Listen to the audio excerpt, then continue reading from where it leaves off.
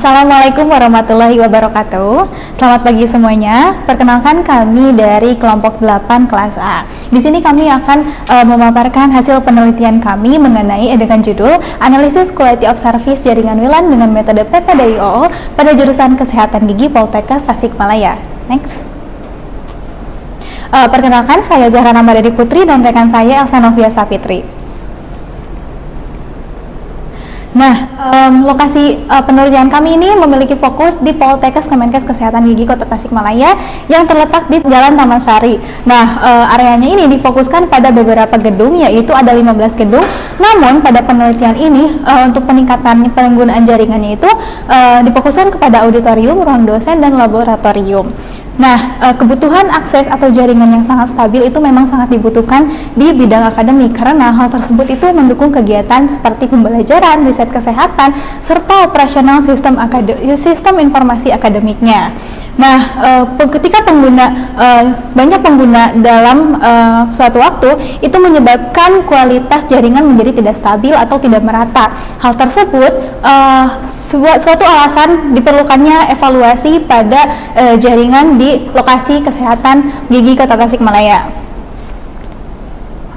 Di sini ada analisis kondisi jaringan existing, yang dimana pada situasi saat ini infrastruktur jaringan WLAN di jurusan Kesehatan Gigi Poltekkes Tasikmalaya itu didukung bandwidth sebesar 150 Mbps.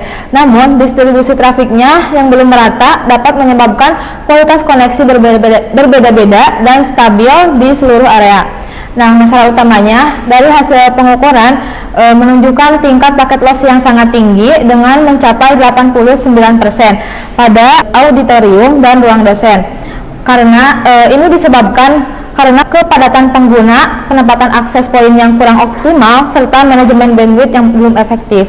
Dan solusi pendekatannya di sini kami melakukan analisis wawancara dan observasi langsung, perancangan ulang jaringan dengan metode PPDIO yang berfokus pada optimasi topologi dan bandwidth agar kualitas layanan menjadi lebih stabil dan merata.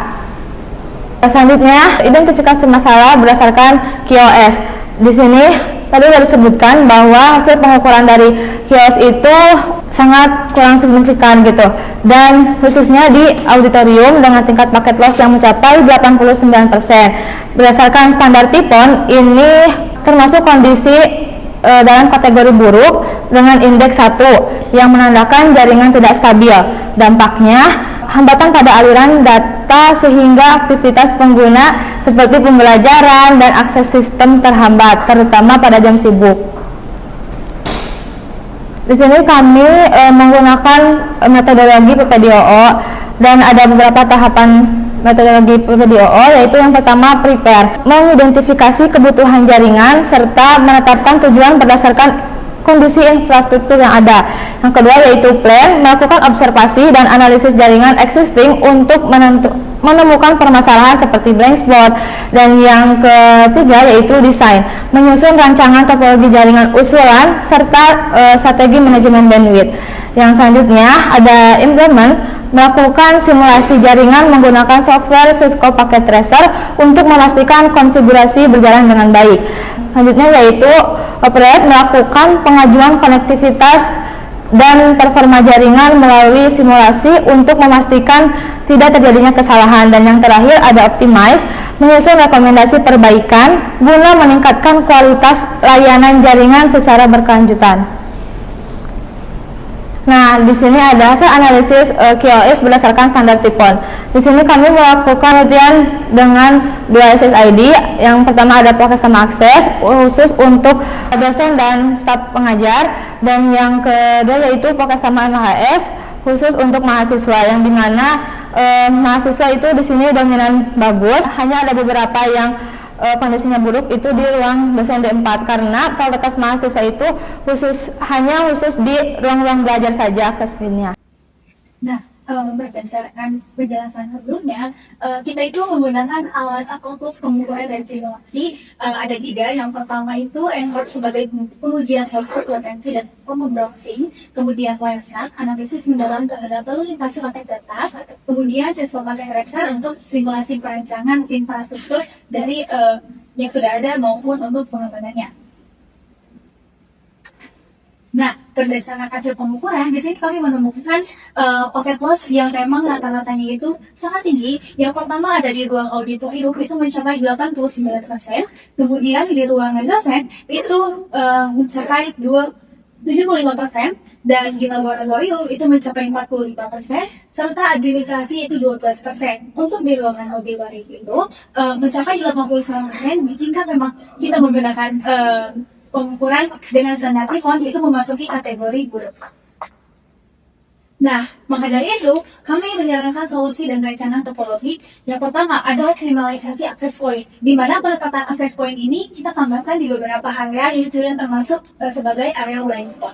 Kemudian, manajemen bandwidth. Jadi kami menerapkan limitasi traffic berbasis akun pengguna, atau biasa disebut sebagai akun based limit. Jadi setiap penggunanya itu memang dibatasi. Selanjutnya ada segmentasi, pemisahan traffic antara tamu, mahasiswa, staf, dan dosen. Nah, seperti yang kita ketahui, menurut hasil penelitian, ternyata memang masih banyak pengguna yang belum terstruktur gitu. Masih banyak yang menggunakan beberapa SSID seperti itu. Berdasarkan perancangan kami atau solusi yang kami terapkan setelah simulasi menggunakan sistem pakai cluster, hasil simulasinya itu meningkat. Jika pada sebelumnya indeks itu 1,4 atau termasuk ke dalam kategori buruk, nah sesudahnya itu menjadi 3,8, yang dimana jika menggunakan standar Tifon itu sudah memasuki kategori yang sangat bagus. Nah, penurunan paket juga memang gratis, di mana hal tersebut dapat meningkatkan reliabilitas jaringan hingga 90% lebih stabil. Nah, untuk kesimpulan dan rekomendasi, kami itu kesimpulannya dalam penelitian kali ini menggunakan metode PPDIOO dengan analisis menggunakan QoS, kemudian berhasil kami juga memetakan masalah teknis yang ada dan memberikan solusi desain yang menggunakan dasar paket tracer rancangan topologi yang baru. Kemudian rekomendasinya itu ada dua. Yang pertama, segera melakukan pembaruan perangkat atau seperti tadi penambahan akses point di beberapa lokasi yang memang hal tersebut itu sudah menjadi blind spot. Kemudian yang terakhir itu implementasi sistem login atau captive portal untuk manajemen bandwidth yang lebih adil. Baik, sebelum kami tutup presentasi kali ini, silakan kepada rekan-rekan yang ingin bertanya bisa mengajukan tangannya. Baik, sebelumnya perkenalkan saya Najwa Siswenda dengan NPM 247-007-111-029 dari kelompok 4 kelas A dan B. Saya ucapkan terima kasih lebih dahulu kepada Jakarta dan juga Elsa yang telah melepaskan hasil penelitiannya. Cukup bisa dipahami oleh saya kalau ada pertanyaan dari saya itu mengenai hasil pengukuran kalian di auditorium itu bisa sampai 89% ya kan?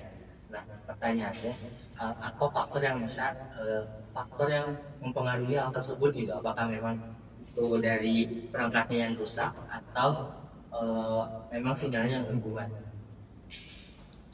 Oke, izin jawab dari pertanyaan Azriel. Di sini ada dua faktor. Yang pertama, cakupan sinyal yang tidak merata di area auditorium. Terus yang kedua, adanya densitas pengguna yang tinggi tanpa adanya manajemen bandwidth gitu. Bagaimana? Apakah sudah dijawab? Sangat cukup, terima kasih. Selanjutnya silakan untuk pertanyaan yang lain.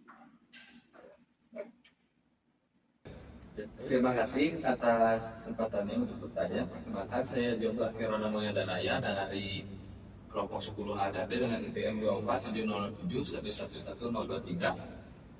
Tadi kan disarankan bahwa manajemen bandwidth itu berbasis akun. Nah, pertanyaannya itu kenapa itu bisa lebih efektif daripada membiarkan kondisi terbuka atau open access dengan bandwidth yang besar? Oke, untuk menjawab pertanyaan tersebut, menurut saya, jika memang dibiarkan open access saja, itu tidak merata, jadi tidak adil untuk pembagian jaringannya. Bisa saja terdapat beberapa akun yang memang penggunaannya itu memang sangat banyak, yang dimana nantinya akan mengakibatkan beberapa pengguna lain menjadi seperti lelet sinyalnya, menjadi buruk gitu kondisinya. Jadi disarankan untuk manajemen akun tersebut. Jadi sinyalnya itu sudah terbagi secara rata untuk setiap akunnya. Seperti itu. Apakah sudah cukup? Oke, baik. Mungkin dicukupkan ya presentasi dari kami. Terima kasih kepada para audiens atas perhatiannya. Mohon maaf apabila terdapat kekurangan atau kesalahan kata. Kami ucapkan terima kasih. Wassalamualaikum warahmatullahi wabarakatuh.